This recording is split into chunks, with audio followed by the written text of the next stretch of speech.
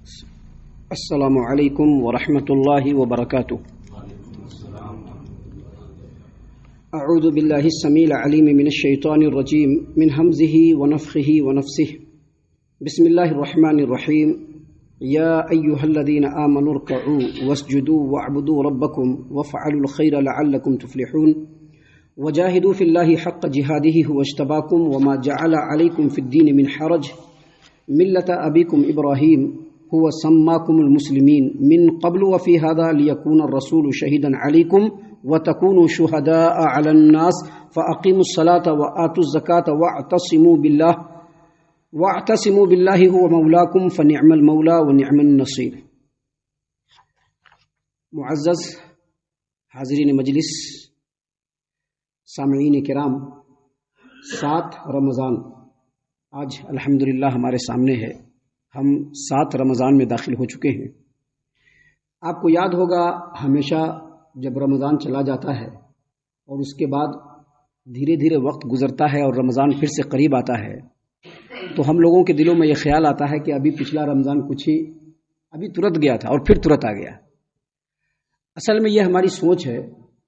یہ جو وقت ہے، وقت کے بارے میں اللہ تبارک و تعالیٰ کی سنت یہی ہے کہ جیسے بہتے ہوئے پانی کو کوئی روک نہیں سکتا ہے، ویسے ہی وقت کو بھی کوئی روک نہیں سکتا ہے۔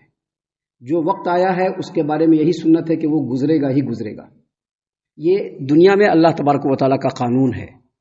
لہٰذا گزرتے ہوئے وقت کی قدر کرنا یہ ہر مسلمان کے لیے انتہائی ضروری ہے۔ آپ نے علماء کرام کی زبانی سنا ہوگا کہ وقت کی بڑی قدر و قیمت ہے، وقت کی بڑی اہمیت ہے۔ تو جہاں عام دنوں میں وقت کی بڑی اہمیت ہے، وہی رمضان میں وقت کی قدر و قیمت کا جو اندازہ ہوتا ہے وہ ہماری نظر میں اور زیادہ ہونا چاہیے۔ ہم نے اس سے پہلے بھی بتلایا ہے کہ 7 رمضان یا 2 رمضان ابھی صرف گزر رہا ہے، لیکن رمضان کیسے گزر جائے گا ہم لوگوں کو پتہ بھی نہیں چلے گا۔ ابھی 7 رمضان ہے، ایک ذرا ہماری غفلت ہو تو یہ 7 رمضان آگے اور گزر جائیں گے اور ہم لوگوں کو پتہ بھی نہیں چلے گا۔ لہٰذا رمضان کے ہر لمحے کی، ہر لحظے کی، ہر پل کی مکمل طور پہ قدر کرنا ہے ہم لوگوں کو، اور اس میں اللہ تبارک و تعالیٰ کو راضی کرنے والے اعمال کو انجام دینا ہے۔ یہی ہمارا مطمع نظر ہونا چاہیے۔ محترم سامعین کرام، ہم نے آپ کے سامنے ابھی قرآن کریم سورۃ الحج سورہ نمبر 22، اسی سورت سے آیت نمبر 77-78، یہ 2 آیات تلاوت کی۔ ان 2 آیتوں کے تعلق سے کچھ باتیں کل کے درس میں ہم نے آپ کے سامنے پیش کی تھی، اور ہم نے یہ بتلایا تھا کہ کوئی بھی فرد یا کوئی بھی قوم اگر دنیا اور آخرت میں سربلندی چاہتی ہے تو اس کو 3 کام کرنا انتہائی ضروری ہے۔ پہلا کام یہ ہے کہ اللہ تبارک و تعالیٰ نے جو نماز اس کے اوپر فرض قرار دیا ہے اس کو پوری پابندی کے ساتھ شریعت کی رعایت کرتے ہوئے پڑھنا باجماعت، یہ پہلا ہے۔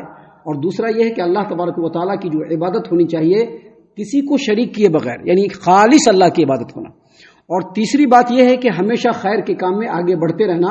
یہ 3 صفت ایسی ہے جو انسان کی کامیابی کا ضامن ہے، لہٰذا ان 3 چیزوں کو ہمیشہ انجام دینے کی کوشش کرنی چاہیے۔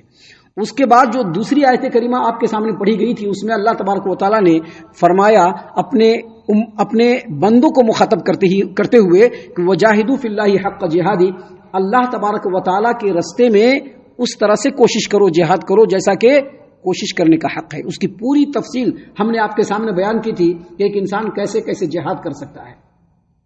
سامعین کرام، اللہ تبارک و تعالیٰ نے یہاں پر بیان فرمایا ہے کہ وجاہدوا فی اللہ حق جہادی، اللہ تبارک و تعالیٰ کے راستے میں اس طرح سے جہاد کرو جیسا جہاد کرنے کا حق ہے۔ اس کے فوراً بعد اللہ نے فرمایا هو اجتباکم، کیونکہ اللہ تبارک و تعالیٰ نے تم لوگوں کو چن لیا ہے۔ ابھی دنیا میں بہت ساری قومیں ہیں کہ نہیں ہیں؟ بہت ساری قومیں ہیں، لیکن ان قوموں کو اللہ تبارک و تعالیٰ نے چنا نہیں ہے۔ یہ جو آیت کریمہ ہے اس کے اندر جو اللہ تبارک و تعالیٰ کا خطاب ہے، پہلے صحابہ کرام رضی اللہ عنہم کے لیے، صحابہ کرام کو خطاب کیا تھا کہ هو اجتباکم، اے نبی کریم صلی اللہ علیہ وسلم کے ساتھ رہنے والے صحابہ، تم کو اللہ تبارک و تعالیٰ نے چن لیا ہے۔ اور اب آج جب صحابہ کرام رضی اللہ عنہم اس روئے زمین پر موجود نہیں ہے تو اب اس کے مخاطب کون ہیں؟ اس کے مخاطب ہم آپ لوگ ہیں۔ یہ اصل میں ہمارے اس روئے زمین پر مسلمان بننے کا جو اصل مقصد ہے وہ وہی ہے کہ ہم کو اللہ تبارک و تعالیٰ نے چن لیا ہے۔ کس چیز کے لیے چن لیا ہے؟ اپنے دین کی نصرت کے لیے۔ اللہ تبارک و تعالیٰ کا دین اسلام ہے، جو محمد عربی صلی اللہ علیہ وسلم پر نازل ہوا وہ ہم لوگوں تک پہنچا۔ ہمارا جو اصل کام ہے دین کی حفاظت. آپ ایک بات ہمیشہ یاد رکھیے، دنیا میں دو چیز ہے جس کے بارے میں انسان کے خیالات بالکل اپوزٹ ہیں. ایک ہے آخرت اور آخرت کے نتائج، اور دوسرا ہے رزق. دوسرا کیا ہے؟ رزق. آخرت کا جو نتیجہ ہے وہ کس کے ہاتھ میں ہے؟ آخرت کا نتیجہ کس کے ہاتھ میں ہے؟ ہمارے ہاتھ میں ہے. ہم آخرت میں کیسا بن کر کے جانا چاہتے ہیں کس کے ہاتھ میں ہے؟ ہمارے ہاتھ میں ہے. اور رزق کس کے ہاتھ میں ہے؟ اللہ کے ہاتھ میں ہے. ہمارا معاملہ کیا ہو گیا کہ رزق کو ہم اپنے ہاتھ میں لینا چاہتے ہیں. ہمارا معاملہ یہ ہو گیا ہے کہ ہم رزق کو اپنے ہاتھ میں لینا چاہتے ہیں اور آخرت کو اللہ بھروسے چھوڑ رہے ہیں. نہیں، آخرت یہ ہمارے اختیار میں ہے کہ ہم اپنے آخرت کو کیسا بنانا چاہتے ہیں.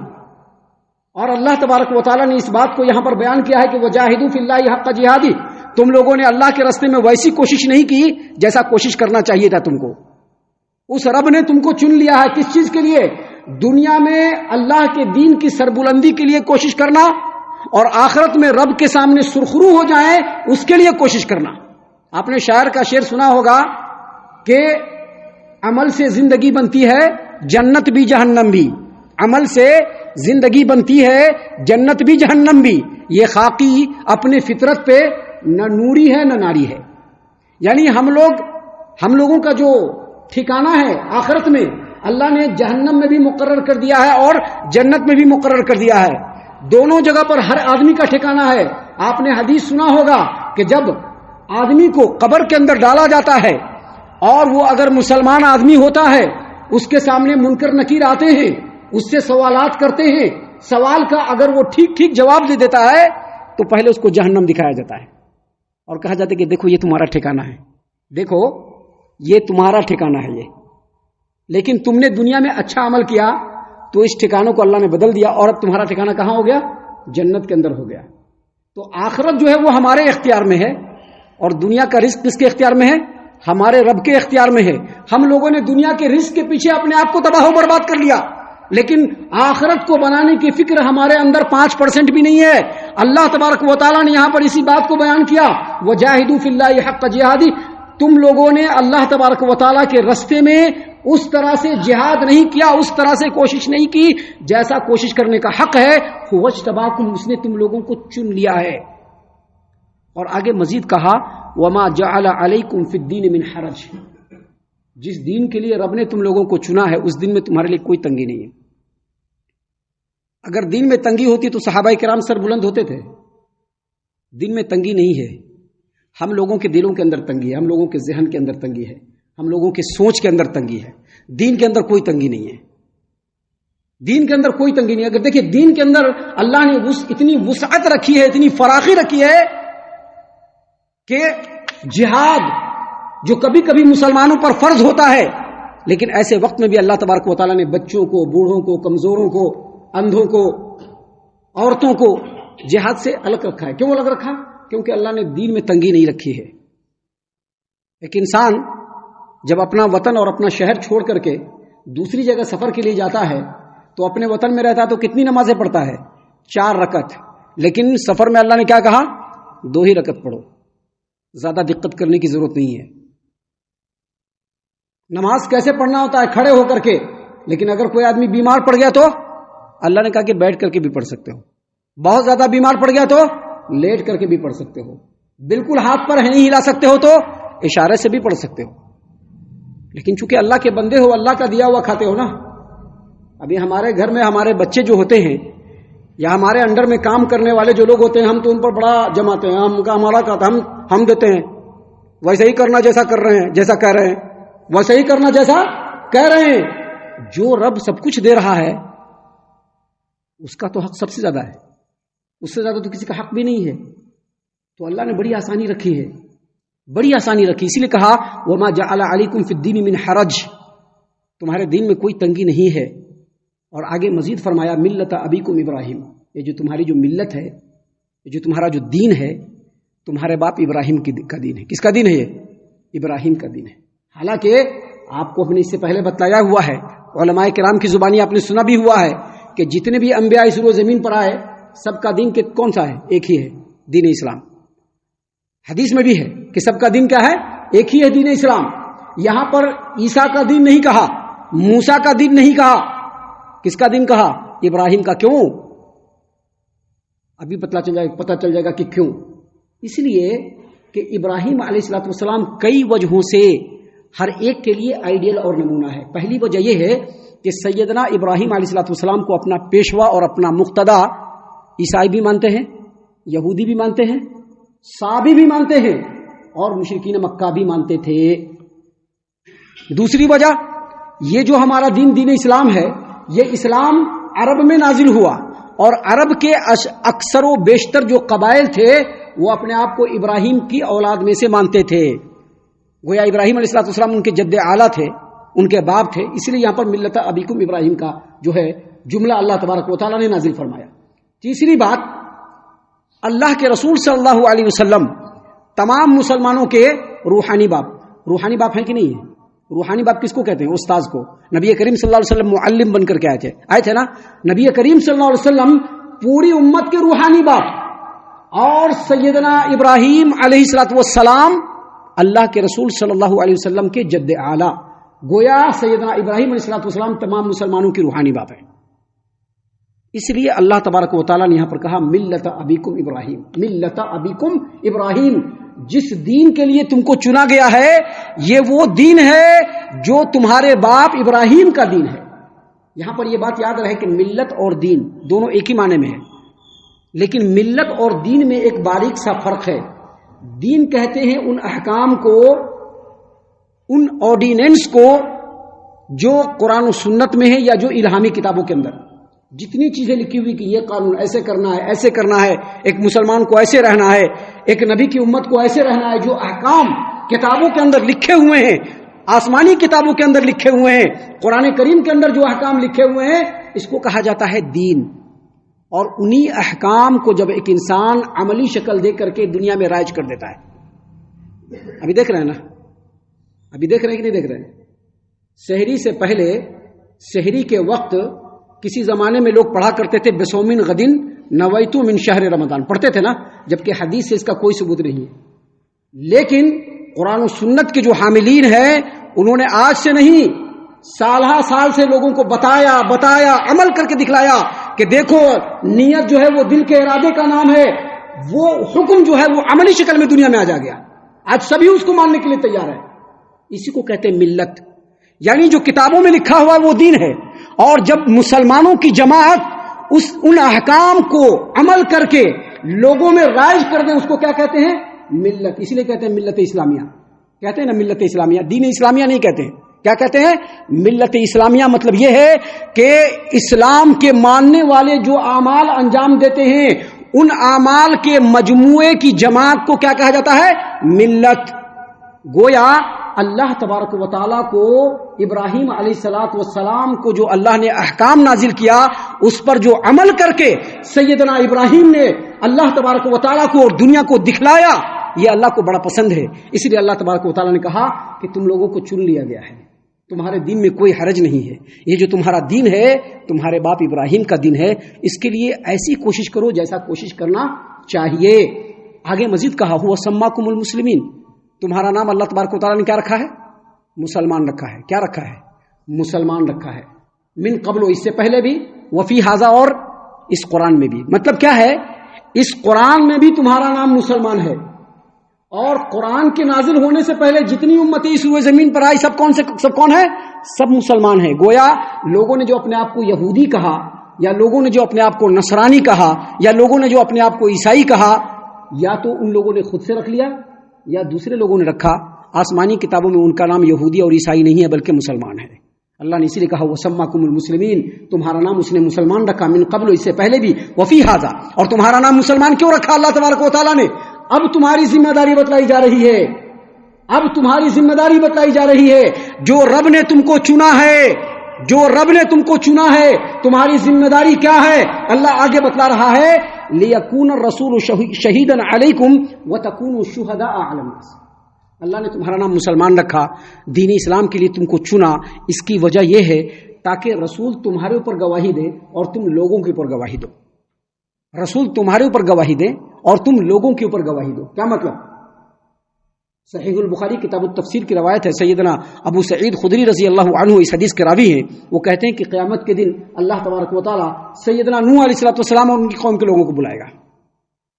سیدنا نوح علیہ السلام کو بلائے گا اللہ تبارک و تعالیٰ، ان کی قوم کے لوگوں کو بلائے گا. ایک طرف نوح علیہ السلام ہے، دوسری طرف ان کی قوم کے لوگ ہیں. اللہ تبارک و تعالیٰ پوچھے گا، اے نوح، جو احکام میں نے تمہارے اوپر نازل کیے تھے وہ احکام اور وہ پیغام اپنی امت کے لوگوں کو پہنچایا یا نہیں پہنچایا؟ نوح علیہ السلام کہیں گے کہ ہاں پہنچا دیا.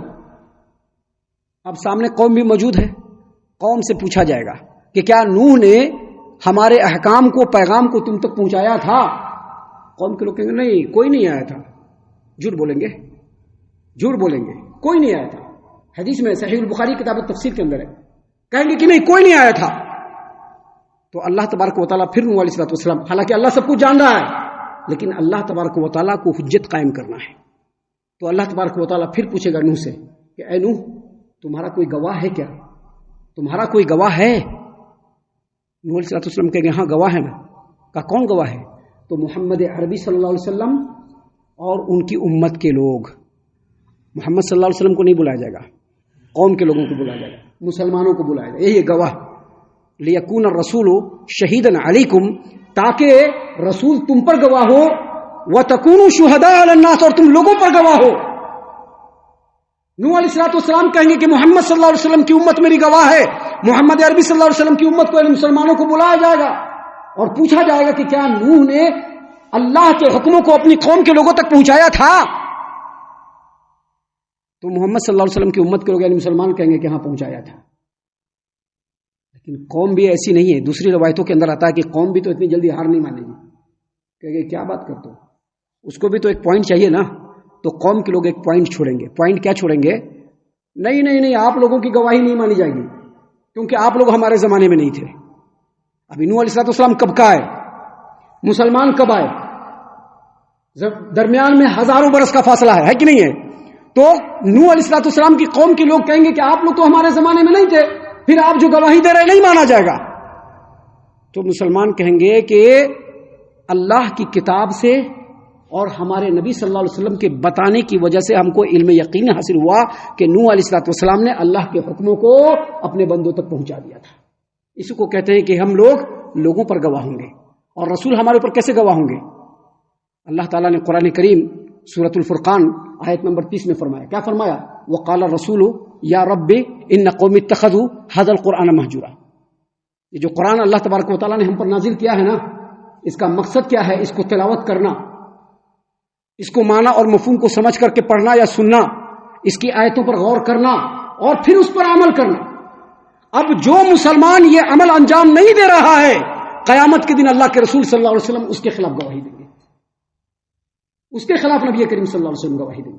تو اللہ نے فرمایا کہ تم کو چن لیا گیا ہے، تمہارے دین میں کوئی تنگی نہیں ہے، تمہارا دین جو ابراہیم تمہارے باپ ہیں ان کا دین ہے، تمہارا نام مسلمان ہے، اور تم کو لوگوں پر گواہ بنایا گیا ہے. لہذا فَأَقِيمُوا الصَّلَاةَ وَآتُوا الزَّكَاةَ وَاعْتَصِمُوا بِاللَّهِ، نمازوں کو قائم کرو، زکوٰۃ ادا کرو، اور اللہ کے دین کو مضبوطی سے پکڑ لو. وَاعْتَصِمُوا بِاللَّهِ کا مطلب کیا ہے؟ اللہ کے دین کو مضبوطی سے پکڑ لو. کیا مطلب؟ اب کوئی بہت زیادہ چالاک آدمی لے گا، کس کے پکڑ لے گا قرآن اور حدیث کو، پکڑ لیا مضبوطی سے. نہیں، ابھی لوگ کچھ بھی کر سکتے ہیں نا. یہ مضبوطی سے پکڑنے کا مطلب یہ نہیں. مضبوطی سے پکڑنے کا مطلب ہے کہ اس کے اندر جو احکام ہے اس پر مضبوطی سے عمل کرنا، جو احکام ہے اس پر مضبوطی سے عمل کرنا. اللہ تبارک و تعالیٰ نے کہا فَأَقِيمُوا الصَّلَاةَ، نمازوں کو قائم کرو، وَآتُوا الزَّكَاةَ، زکوٰۃ ادا کرو، وَاعْتَصِمُوا بِاللَّهِ، اللہ تبارک و تعالیٰ کے دین پر مضبوطی سے عمل کرو. کیوں؟ کیونکہ اللہ تبارک و تعالیٰ نے تم کو دنیا کے فائدے کے لیے پیدا کیا ہے. لہذا اس طرح کا نمونہ بننے کی کوشش کرو. نالائق مت بنو، نالائق مت بنو، لائق بنو. جو اللہ کے احکام ہے اس پر عمل کرو. اللہ تبارک و تعالیٰ کے دین کو مضبوطی سے پکڑ کے اس پر عمل کر کے لوگوں تک اس کو پہنچاؤ. فنعم المولا ونعم النصیر، تمہارا جو اللہ ہے بہت ہی بہترین مددگار ہے، اور تمہارا جو اللہ ہے وہ تمہارا بہترین ولی ہے. الحمدللہ یہاں پر سورۃ الحج مکمل ہو رہا ہے. انشاءاللہ کل سے سورۃ المومنون ترتیب کے ساتھ ان کی آیتوں کا ترجمہ اور اس کی تفسیر ہم آپ کے سامنے پیش کریں گے اللہ کی توفیق سے۔ ہم اللہ سے دعا کرتے ہیں کہ اللہ تعالی ہم تمام کو ان باتوں کے اوپر خوب غور و فکر اور تدبر کرنے کے ساتھ ساتھ ان باتوں پر عمل کرنے کی بھی توفیق عنایت فرمائے، آمین۔ اللہ تعالی ہم تمام کو صحیح معنوں میں پکا سچا مومن مسلمان بنائے، اللہ اور اس کے رسول صلی اللہ علیہ وسلم کی اطاعت و فرما برداری کرنے والا بنائے، صحابہ کرام رضی اللہ عنہم کے طریقے پر چلنے والا بنائے، جنت الفردوس میں جگہ عطا فرمائے۔ اے اللہ ہم تمام کو جہنم سے پناہ دے، اے رب العالمین ہم تمام کو جہنم سے پناہ دے، اے مالک الملک ہم تمام کو جہنم سے پناہ دے، آمین یا رب العالمین۔ وما علینا الا البلاغ المبین۔